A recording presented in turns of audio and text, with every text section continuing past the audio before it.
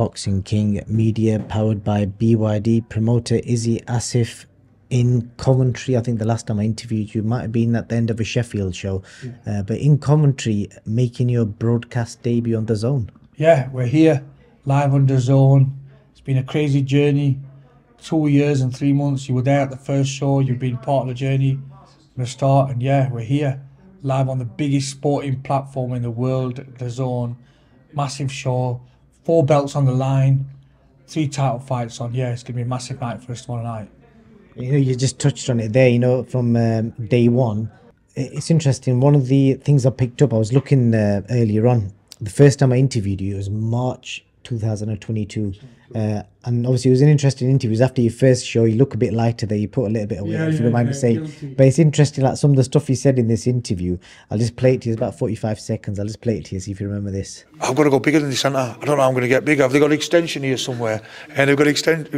Where we're going to go? Sheffield Arena. You know, I'm a Sheffield lad. I'm a proud Sheffield lad, yeah. I'm born and bred. This is my city. You know, I've got big roots here. And I want one day Sheffield Arena. Listen, whether it happens or not, it might just be a dream. But you know what? Why not? Because I won't be in this game just to tick along and do a few shows, because I've got involvements with other businesses. I don't have to do this. I do this because I want to do it. It's a passion. So it's the thing with passion in life is you can't put a price on passion. Money, yeah, money only gives you a certain satisfaction. But you know, money, once you've got enough money, whatever position you're in financially, you need something to give you, really give you a boost and get you out of bed and want to do it. And this is what this give me. There you go. So, what do you... back some memories. But it got goosebumps listening to that, you know, because my first show and that kind of will always have a special place in your heart that you can't put price on. You know, everything was against you. Didn't really have much knowledge about the game, and yeah, that gives me goosebumps. Yeah, good moment, and yeah, it seems like yesterday, but we're here. You're there right at the start. And obviously, just talking on that, you know, you had ambitions. It was your first show, and one of the things that I picked up in that, and I think you've said it most of the times I've interviewed you, you've always said after every show that I've got to do better than this, I've got to do better than this. And I'm not saying you reached the mountain top, but this is quite a big deal. In 2 years, as in speech bubbles, a small old promoter, you've got yourself a TV deal. So just kind of explaining in the shortest version, how on earth has that happened in 2 years? It's been a remarkable effort from the team. I always refer back to the team and testament to the team. We worked hard, we've took risks on, and like you said, you know, so much small all you call it, that's what we started off. We did it different, we did it our way. We took, you know, whether it was production or whether logistics of the show, we did it different. We took chances. We got the support from media guys like you, and we went all out. You know, we lived the dream and we fulfilled all the ambitions we want. And I kind of feel like as a former fighter, and I know what the fighters want. I'm a boxing fan, so I know what boxing fans want. We just collided all them kind of different experiences together, and we put it all in together. And this is why you've seen such a growth. I don't think, you know, there's many promoters in the world would achieve what we have in 2 years. Never known, like in Britain, we really pushed it to a different level. And you know, good luck to anybody trying it, but we really have. Things have gone our way. There's been like events in the stages, like whether it's Talksport and Adam Smith, they've been influential kind of stages in the growth of GBM. But it's been crazy. But we've took one thing I can always reassure: we've dared to be great. We've took chances. We've invested hard, and we've fulfilled our dreams and just gone with that ambition. Not thought about some other promoters might think, well, we're going to make a few £1,000 on the show. I've always had the long kind of term goal of having a big TV platform, mixing with the big boys like your Hearns and your Warrens. He's never scared me or phased me away, and that's the kind of mindset we've carried. That's a persona we've carried, and we're here. We're on a massive platform, massive achievement, but it's just the start of this journey. I want, you know, because obviously we're going to talk about this show, etc. But I want to touch a little bit about that journey to get into this point, because I've seen you obviously spend. Obviously, I don't know what you've been spending, but people have talked about it. He's spending a lot of money in these shows, the production value, all that kind of stuff. You know, when you're kind of rolling that much money into it, at any point in that two years, have you thought, fucking hell, I might end up losing all this, nothing may come of it? Any of them sort of memories? Of course, a lot of negativity comes in, and like stage where you think, wow, I'm deep in here, and you know, it's not been easy financially, and I'm not scared to say it and shy away from it. It's been tough. It's been, you know, a lot of hurdles, a lot of obstacles in the way, and there has been times when I thought, I don't want to do this. Can I do this? But something kept going. We kept being resilient. Kept going and pushing and kept pushing the barriers. And he said something about, you said earlier on about me not being content with myself. I always want to push barriers, always want to push it. And that's what's kept me going in the hardship, the hard times financially. And I think that's why, that's one of the testaments to GBM is we've always pushed the barriers. We always want to take it to that next level. And when these thoughts come into your head, because I'm only human, of course you could have thoughts and you're away from your family, and financially it's not easy, and every friend wants a free ticket. At this stage nobody wants to pay for anything. You're always doing favours. It's hard, and people think you're making a lot of money, but somebody like yourself who's in the game, you understand it and you appreciate the kind of financial impact it's had on us personally. When we started this journey, I invested all my own money. I didn't get a penny from nobody. I risked everything, and yeah, maybe I'm going to get it back, but what I've achieved so far is it gives you motivation. And securing this DAZN deal kind of reiterates the point that it's right what you're doing, and makes it feel like, yeah, that effort and that investment and the hardship you're going through is actually all worth it. And then obviously on that journey, I remember there was times where I think he had a Dr. Abdullah who was saying that he was going to be part of the journey, but things fell through. How many people have you met in that journey? I'm just curious, that maybe promised you the world and nothing got delivered. I'm just curious if you could share some. Yeah, absolutely. Listen, in this business as a boxing promoter, you always get people, we can do this, we can do that. I'd say 90% of the time it's all a load of bollocks. It's bullshit. It's just, they could promise you the world, we can deliver this, we can deliver that. We're in a very glitz and glamour business, and yeah, people want to be associated with, be part of you, but I've had it all. But we are fortunate, we have got a good group of sponsors and people who are investing in GBM, and therefore we can put these big fights on, because as you know, like, our production level's been upped, the level of fights and level of titles we're putting up, and that's happened because we have found the right people to support us. But you've got to go through a lot of kind of scrap to get to the real cream of the crop, and we've done that. We've dealt with them all. You mentioned Dr. Abdullah, he was quite good, but obviously sometimes things don't work, and I never hold it against him. It's a tough business, and it's not a business that you guarantee to get your money back on and all. There's other investments that are probably more secure. It can be potentially volatile business, so I never kind of take it as a personal judgment when they don't go and invest in yourself. It's just it's not for everybody. This boxing business is not for everybody, and we finally found the group of people that are supporting us and want to be on that journey to push it to that next level. At any point were you tempted to walk away after any of the shows? Thought, right, this is good, I've done my thing, walk away? To be fair with you, I had this a few times. I thought, I've had enough now, I've done all right, I've achieved it, but someone just kept telling me, keep going. And I believe in manifestation and putting sincere trust in God. I've always been massive on that, and I had this feeling, I had certain dreams I had, and I knew that we'd land on a big platform, and this is why I was so convinced, and I'm so kind of adamant I was going to get it, because I've lived it. I lived this moment, and people said, "Oh, you've got a now big deal." Has it got? It doesn't get to me, and I keep grounded because I feel like we belong here. I feel like I've already been here in my life, and I've kind of just going through the motions with it. And I use two phrases I use most in the promotion outfit is pinch yourself moment and enjoy the moment, because I think in life sometimes you don't appreciate what we've got to, and I've always think enjoy what we've got to. We've got so far. Yeah, we want to push on to that next level, but let's enjoy now. And obstacles and hardship is still going to come in further down the line. I've just got to be resilient. I've got to be disciplined, dedicated, and focused on what we want to achieve. And you touched on the hardships. I know you've had fighters pull out on fights on the day of the fight. Yeah. I'm sure you've had fallouts with fighters, maybe promoters, managers, trainers. All this is part of the journey. Is there anything, if you've not shared with anyone before, I'm just curious to let the viewers know, give a bit of an insight. What's been the hardest thing or hardest moment that you've had to deal with as a promoter in the game? Yeah, I've had many on the day pull out. So I've had title fights where they've sold a lot of tickets and they've done the weigh-in, so they're all ready to fight, and on the day of the fight I get the phone call to say for whatever reason, medical reason, they're not fighting. This particular week has been hard. We've had 7 pullouts. So yeah, 7 pullouts, for various reasons, whether it's medical, whether it's documentation, whether it's injuries, last minute illnesses. We've had all them, and it's just part of the game. And this is what I signed for. It's part of the job description. And I say, as a boxing promoter, I know what I've signed up for. So when these kind of things happen and mishaps happen, it's part of the games.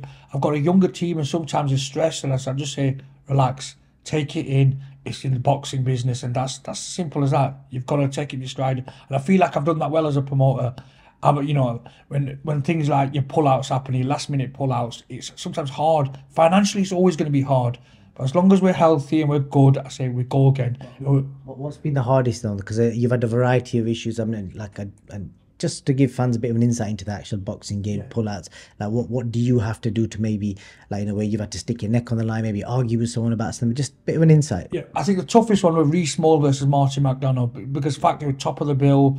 They sold nearly 700 tickets between them. They were massive. The show was sold on that fight. That was a fight everybody was talking about. It was a brand new arena. You had a lot of media team there. That was a hard one to digest, and it happened. We tried our best. It happened out of our control. That was a one kind of thing. Wow, that was tough. But it's the business we're in. And it's funny enough, you mentioned about that fight. I was actually playing snooker with Billy Joe Saunders in Sheffield.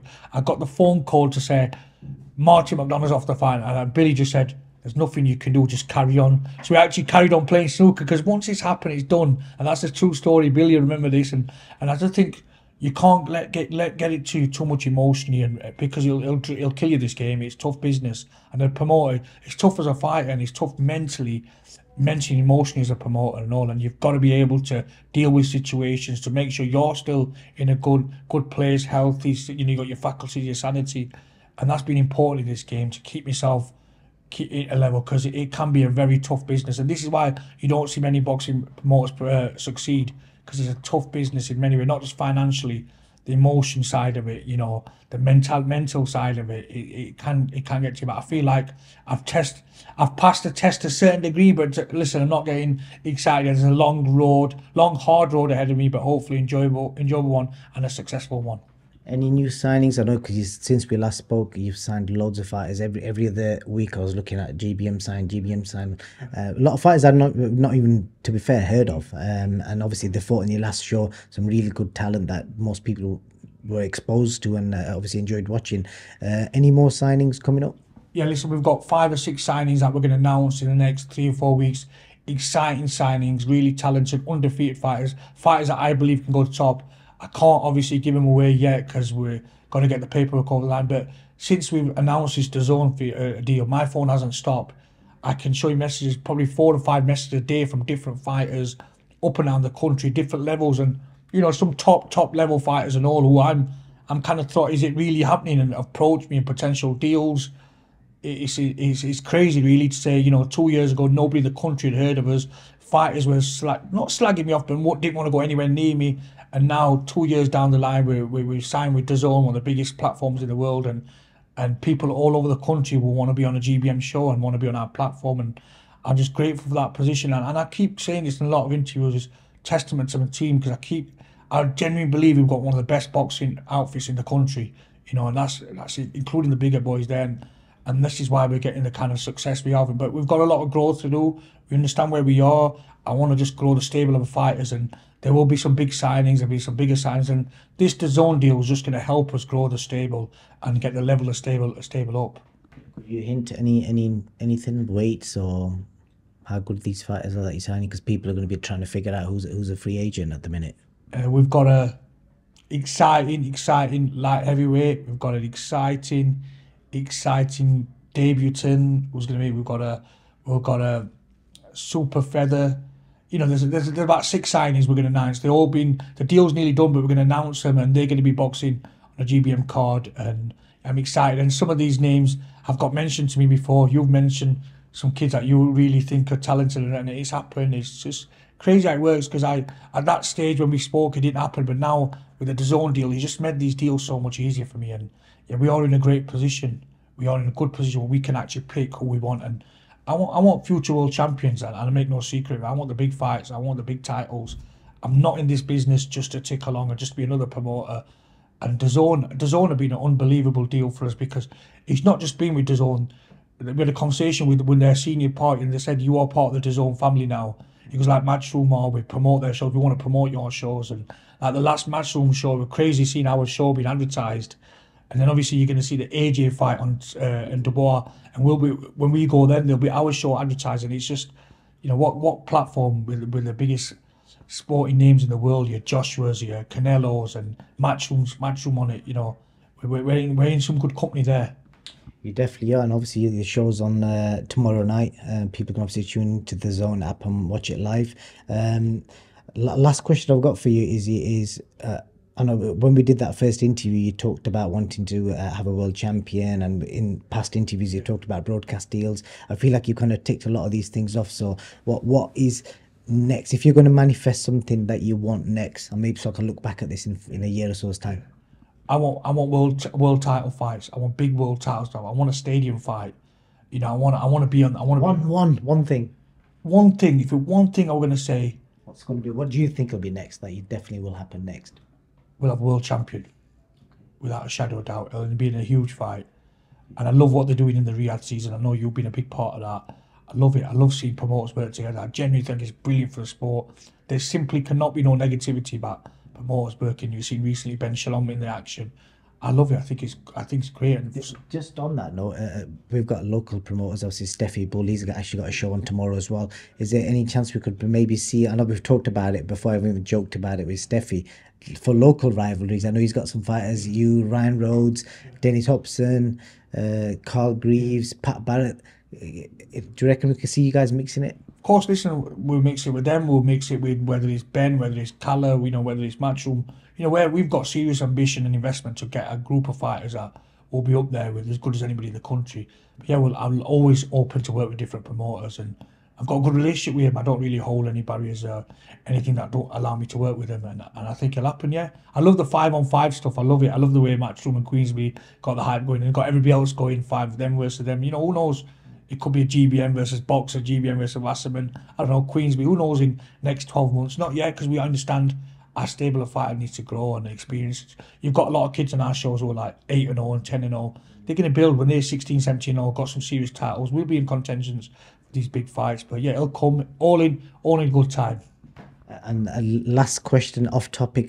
Did you watch Carl Froch's video last night about AJ? And he put some messages up between him and AJ. Have you seen that? No, I've not watched it. I've not watched it, but I'll give you the short one. I just want to see your reaction to it. Basically, Carl Froch and AJ had some WhatsApp messages between each other. AJ called Carl a prick, and Froch said, "Who the fuck are you calling a prick?" A bit of back and forward, and AJ's not happy the negative. How shall I word it? The negative press Froch's given to AJ, and I think it's kind of based around that. Just your opinions on that. Look, I like AJ and I like Carl Froch personally. Carl's approached me on one of the things, and I don't know if Carl sometimes does it to wind up. He's a smart bloke, Carl Froch. I don't know if he's just done it for a bit of back and forth, bit of banter. I don't know the contents of it. I don't know exactly the reason behind it, but listen, I'm sure they'll sort it out. And AJ's on top form at the moment. I think we're going to see the best of AJ. I really do. I said this a few times. I think Ben Davidson, that you know is a friend of yours, friend of mine. I think he's a great tactician. He's bringing that little edge to AJ that you've not seen before. And Carl Froch he gets a lot of headlines. I like Carl Froch. I like the way his openness. And I don't know, sometimes he's Carl is winding fighters up or what he's doing, but he seems to get a lot of eyes, don't he, Carl? But listen, they're both good guys and they just do what they're doing, aren't they? Definitely so, Izzy. Pleasure as always, and yeah, all the best tomorrow night. Should be interesting to see how your first TV show goes. Yeah, appreciate the sport. Thank you. Good luck.